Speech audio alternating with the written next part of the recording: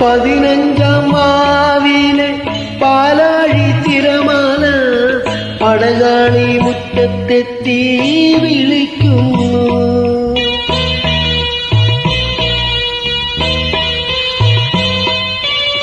15 മാവിലെ പാലാഴി തിരമാല പടകാളി മുറ്റത്തെത്തി വിളിക്കുന്നു.